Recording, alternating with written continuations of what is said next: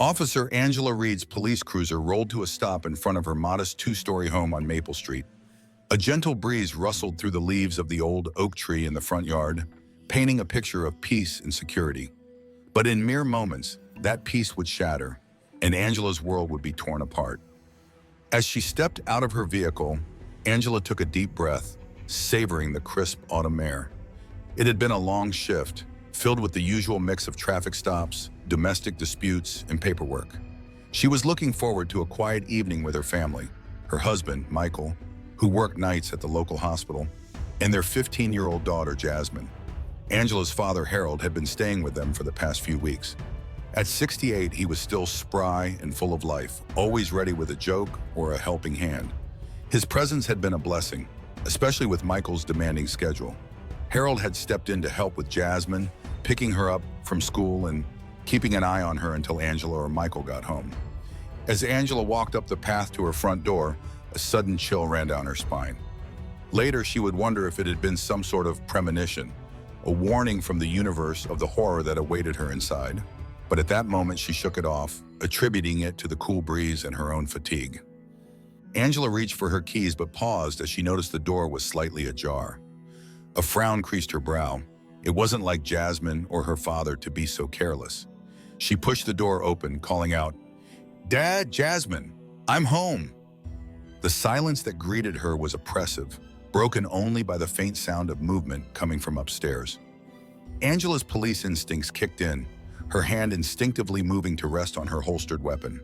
Something wasn't right. As she climbed the stairs, her heart began to race. The sounds were coming from Jasmine's room, muffled voices, the creak of bed springs.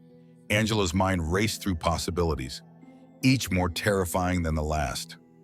She reached the landing, her footsteps silent on the carpeted floor. Jasmine's door was partially open, and as Angela approached, she could make out two distinct voices. One was unmistakably her daughter's, high-pitched and trembling. The other, to her horror, was her father's. "Shh, it's okay, sweetheart. This is our little secret, remember?" Angela felt the world tilt on its axis. Her vision narrowed to a pinpoint, focused solely on the sliver of space visible through the open door. With trembling fingers, she pushed it open. The scene that greeted her would be forever seared into her memory. Her father, Harold, sat on the edge of Jasmine's bed, his hand resting on her thigh. Jasmine, her sweet, innocent daughter, was frozen in place, her eyes wide with fear and confusion. In that moment, Angela Reid ceased to be a mother, a daughter, or even a police officer. She became something primal, a force of nature driven by an overwhelming need to protect her child. Her hand moved of its own accord, drawing her service weapon from its holster. "Get away from her!" Angela heard herself say, her voice barely recognizable. Harold turned, his eyes widening in shock and fear. "I can explain." But there was no explanation that could justify what she had seen. No words that could erase the betrayal, the violation of trust. Angela's finger tightened on the trigger. The first shot rang out, shattering the silence of the suburban afternoon. Then another, and another. 5 times in total, the gun bucked in Angela's hand, each report like a thunderclap in the confined space of the bedroom. As the echo of the final shot faded, Angela lowered her weapon. Harold lay motionless on the floor, blood pooling beneath him. Jasmine huddled in the corner of her bed, her hands clamped over her ears, tears streaming down her face. The acrid smell of gunpowder hung in the air, mingling with the metallic scent of blood. Outside, a dog barked, and somewhere in the distance, sirens began to wail. The world had changed irrevocably, and there was no going back. Angela holstered her weapon with shaking hands. She moved to her daughter, gathering her in her arms. "It's okay, baby," she whispered, her voice hoarse. "It's over now. You're safe." As she held her trembling child, Angela's mind raced. What would happen now? How would she explain this to her superiors, to internal affairs, to Michael? But those were concerns for later. Right now, all that mattered was Jasmine. The sirens grew louder, and Angela knew she had only moments before her colleagues arrived. She took a deep breath, steeling herself for what was to come. Whatever happened next, she knew one thing with absolute certainty. She would do it all again in a heartbeat to protect her daughter. The story of Angela Reid, the cop who shot her own father to save her child, became national news. But for Angela, it was just the beginning of a long and painful journey toward healing and justice.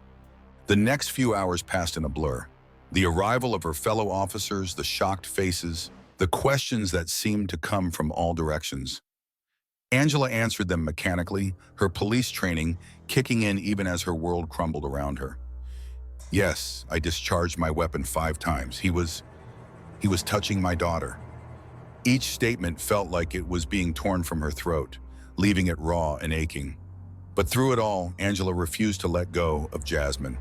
Her daughter clung to her face buried in Angela's shoulder, her small body racked with silent sobs. It was Detective James Holloway who finally managed to separate them, gently explaining that Jasmine needed to be examined by a doctor and interviewed by a specialist. Angela knew the protocol. She had been on the other side of this scenario more times than she cared to remember. But knowing didn't make it any easier. "Mom, please don't leave me," Jasmine whimpered as a kind-faced social worker tried to lead her away. Angela knelt down, cupping her daughter's face in her hands. "Listen to me, baby. I will never, ever leave you. But right now, you need to go with Miss Taylor. She's going to take care of you while I talk to some people. I promise I'll be with you as soon as I can." As Jasmine was led away, Angela felt a part of herself go with her. She turned to face her colleagues, her friends, who now looked at her with a mixture of sympathy and uncertainty. "Officer Reid," Holloway said, his voice gentle but firm, "I need you to surrender your weapon and badge." Angela nodded, her movements robotic as she unclipped her holster and removed her badge. As she handed them over, she felt naked, vulnerable in a way she had never experienced before. "We need to process the scene, and then we'll need your full statement. Internal affairs will be involved, given the nature of the incident." Angela nodded again, unable to form words. She allowed herself to be led downstairs, away from the bedroom that had become a crime scene, away from the body of her father, the man who had once been her hero and was now the source of her deepest pain and rage. As she sat in her living room, surrounded by crime scene technicians and fellow officers, Angela's mind drifted to Michael. He would be finishing his shift soon, coming home to a nightmare he couldn't have possibly imagined. She needed to call him, to explain, but how could she possibly put this into words? Before she could dwell on it further, the front door burst open. Michael stood there, still in his scrubs, his face a mask of panic and confusion. "What's going on? I got a call. They said there was a shooting at our house." His eyes darted around the room, taking in the officers, the evidence markers. "Where's Jasmine?" Angela stood on shaky legs, crossing the room to her husband. As soon as she was within reach, Michael pulled her into a tight embrace. It was then, in the safety of his arms, that Angela finally broke down. The sobs she had been holding back came in a torrent, her body shaking with the force of her grief and shock. "Shh, it's okay," Michael murmured, stroking her hair. "Whatever it is, we'll face it together. Where's Jasmine? Is she all right?" Angela pulled back, wiping her eyes. She's with a social worker. They took her to the hospital for an exam." Michael's face paled. "An exam? What happened?" Taking a deep breath, Angela steeled herself. "It's Dad," she said, her voice barely above a whisper. "I caught him. He was touching Jasmine. I shot him, Michael. I killed my own father." The silence that followed was deafening. Michael's arms tightened around her, and Angela could feel him trembling. When he spoke, his voice was thick with emotion. "Oh my God." For a long moment, they stood there, clinging to each other in the midst of chaos. Then slowly, Michael pulled away, his hands on Angela's shoulders. "Listen to me, Victor." "To me," he said, his voice low and intense. "You did what you had to do to protect our daughter. Whatever happens next, we'll face it together. Okay?" Angela nodded, drawing strength from her husband's unwavering support. As they turned to face the room full of investigators and fellow officers, she felt a flicker of hope. No matter how dark things seemed now, she wasn't alone. She had Michael, and together they would find a way through this nightmare. But as Detective Holloway approached, his face grim, Angela knew that their ordeal was far from over.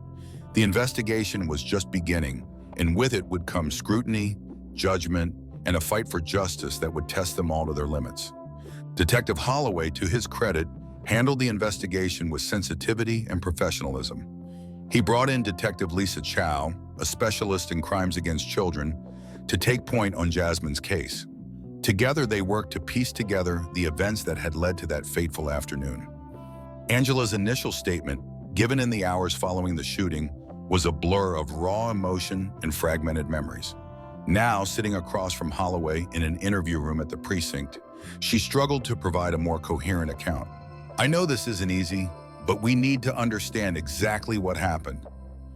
Angela nodded, taking a deep breath. "I came home early from my shift. I wasn't feeling well. Thought I might be coming down with something. When I got to the house, the front door was ajar. I called out, but no one answered. Then I heard noises coming from upstairs." She paused, swallowing hard against the lump in her throat. Holloway waited patiently, his pen poised over his notepad. "I went up to investigate. The sounds were coming from Jasmine's room. I heard my father's voice. He was telling Jasmine to keep quiet, that it was their secret." Angela's voice broke and she had to take a moment to compose herself before continuing. "When I opened the door, I saw him sitting on her bed. His hand was on her thigh, and Jasmine looked terrified. I lost it. I drew my weapon and told him to get away from her. He tried to say something, but I couldn't hear it over the roaring in my ears. I fired 5 times. Holloway nodded, making notes. "Did you give any verbal warnings before discharging your weapon?" Angela frowned, trying to remember. I think I told him to get away from her, but it's all a blur. I just remember needing to protect Jasmine." "I understand," Holloway said. "Now, have you ever suspected anything like this before? Any signs that your father might be abusing Jasmine?" The question hit Angela like a physical blow. "No," she whispered. "God, no. If I had any idea, he was my father. I trusted him with my child. How could I have been so blind?" Holloway reached across the table, patting her hand. "This isn't your fault. Predators like this are often very good at hiding their true nature, even from those closest to them." As the interview continued, Angela felt a growing sense of dread. She knew the questions that were coming, the ones that would determine whether she faced criminal charges for the shooting. "Officer Reid," Holloway said, his tone becoming more formal, "in your professional opinion, did you believe that your father posed an immediate threat to Jasmine's life or physical safety at the moment you discharged your weapon?" Angela hesitated. The truth was, Harold hadn't been armed. He hadn't been actively hurting Jasmine when Angela walked in. But the damage he had done, the trust he had violated, wasn't that a kind of violence in itself? I believed he posed a significant threat to her well-being, yes," Angela said carefully. "The sexual abuse of a child is a violent act, even if it doesn't leave visible injuries." Holloway nodded, making a note. "And in that moment, did you believe that discharging your weapon was the only way to protect your daughter from further harm?" Angela closed her eyes, remembering the rage and fear that had coursed through her in that moment. "Yes," she said softly. "In that moment, I couldn't see any other way to keep her safe." As the interview wound down, Holloway sat back in his chair, studying Angela with a mix of sympathy and concern. "You know this is going to be a complicated case. Internal affairs will be all over it, and the DA's office will have to make a decision about whether to press charges." Angela nodded, feeling numb. "I understand. I don't regret what I did, James. I'd do it again to protect Jasmine, but I know there are consequences." Holloway leaned forward, his voice low and intense. "You're a good cop and a good mother. What happened was a tragedy, but you were acting to protect your child. We're going to do everything we can to make sure that's understood." As Angela left the interview room, she felt a strange mix of relief and apprehension. The investigation was far from over, and she knew that the hardest parts were yet to come. But for now, at least, she had told her story. It was out in the open, no longer a secret festering in the dark. Walking down the hallway, Angela caught sight of her reflection in a window. The woman staring back at her looked older, more worn than she remembered. But there was a strength in her eyes, a determination that hadn't been there before. Whatever came next, she would face it head on. For Jasmine, for herself, and for every child who had ever suffered in silence. As she stepped out into the afternoon sun, Angela took a deep breath. The world seemed different now, sharper, more dangerous. But she was still standing, still fighting. And as long as she had breath in her body, she would continue to fight for justice, for healing, and for a future where no child would have to endure what Jasmine had. The investigation was just beginning, but Angela Reid was ready for the battle ahead. The grand jury process was a harrowing ordeal. Angela, accompanied by her husband Michael and her attorney Grace Watkins, arrived at the courthouse under a barrage of media attention. The story had captured the public's imagination, and the press was relentless. Grace Watkins met them at the courthouse steps, her professional demeanor a steadying presence amidst the chaos of reporters shouting questions and cameras flashing. "Remember," Watkins said quietly as they made their way inside, "the grand jury process is secret. You'll be testifying alone, without me present. Just tell the truth, Angela. That's all you can do." Angela nodded, squeezing Michael's hand one last time before following a court officer down a long hallway. As the doors to the grand jury room opened, she took a deep breath, steeling herself for what was to come. The room was smaller than she had imagined, with 23 jurors seated in rows facing a single chair where she would give her testimony. Assistant District Attorney Robert Chow was there, along with a court reporter in the foreperson of the grand jury. The atmosphere was tense, the weight of their task palpable in the air. As Angela was sworn in, she looked at the faces of the jurors. They were a diverse group, men and women of various ages and backgrounds. Some looked at her with sympathy, others with curiosity, and a few with what seemed like judgment. She reminded herself that their job was not to determine her guilt or innocence, but simply to decide if there was enough evidence to bring the case to trial. ADA Chow began his questioning gently, asking Angela to recount the events leading up to the shooting. As she spoke, describing the moment she walked in on her father and Jasmine, Angela felt a surge of the same rage and horror she had experienced that day. Her voice shook, but she pushed on, determined to make the jurors understand. In that moment, she said, her eyes fixed on a point just above the jurors' heads. "I wasn't thinking as a police officer. I was a mother seeing her child in danger. Everything I've ever learned about protecting the innocent, about stopping predators, it all came down to that one moment." Chow nodded, his expression neutral. "Officer Reid, did you consider any other options before discharging your weapon? Calling for backup, perhaps, or attempting to physically restrain your father?" Angela closed her eyes briefly, remembering the split-second decision she had made. "Honestly, sir, no. At that moment, all I could think about was stopping him, making sure he could never hurt Jasmine or anyone else ever again. I know now that there might have been other options, but in that instant, I truly believed I was doing the only thing I could to protect my daughter." The questions continued for hours, delving into Angela's relationship with her father, her training as a police officer, and her state of mind in the aftermath of the shooting. Chow pressed her on the use of deadly force against an unarmed man, on why she had fired 5 times instead of once or twice. Through it all, Angela remained composed, answering each question as honestly as she could.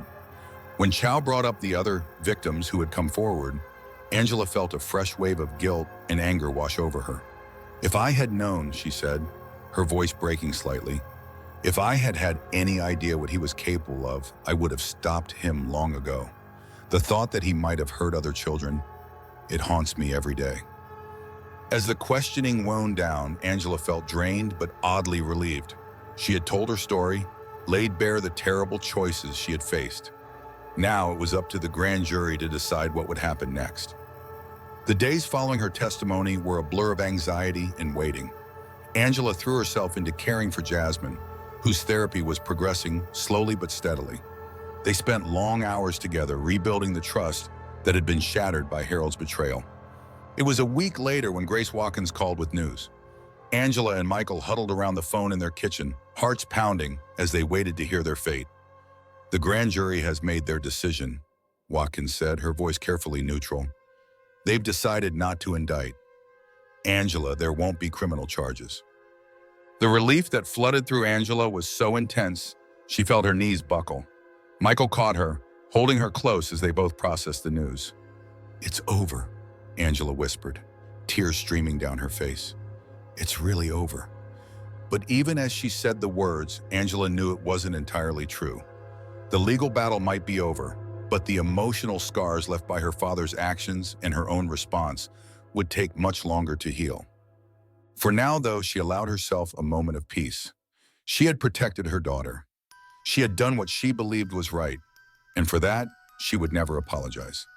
The story of Angela Reid became a cautionary tale, a reminder of the darkness that can lurk behind even the most trusted faces. For Angela and her family, the road to healing was long and fraught with challenges, but they faced it together one step at a time. Jasmine continued her therapy, slowly finding her voice and her strength. Michael stood by Angela's side, a steadfast partner in their shared journey. And Angela, though forever changed by the events of that fateful afternoon, found a new purpose in advocating for victims of abuse and pushing for systemic change within law enforcement. The scars remained, but so did the love and resilience that had carried them through. And in the end, that was enough. Thank you for watching. Don't forget to like and subscribe for more disturbing true crime stories. Leave your thoughts and theories in the comments below. Let us know what you think. Stay safe, and I'll see you in the next video.